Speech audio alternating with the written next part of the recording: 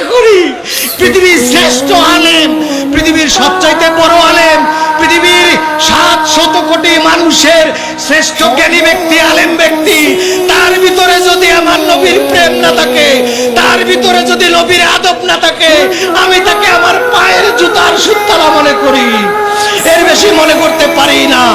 রাস্তার মুচি, রাস্তার চামার, রাস্তার একটা সুইপার যদি তার কলিজায় নবীর প্রেম থাকে, নবীর আদব থাকে, আমি আমার মাথার তাজ থেকে আমি মনে করি।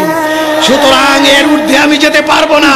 সৌদি আরবের দরকার নাই, মক্কার দরকার নাই, মদিনার দরকার নাই, মদিনাওয়ালা মক্কাওয়ালার দরকার আমার। তার কাছে আমি থাকতে চাই। বেহেশতের দরকার নাই, জাহান্নাম থেকে বাঁচতে চাই না, আমি বাঁচতে চাই মরার পরে আমার কবর হবে আমার নবীর কদমের তলে। এটাই আমি প্রত্যেক ইমানদারের কামনা হওয়া উচিত।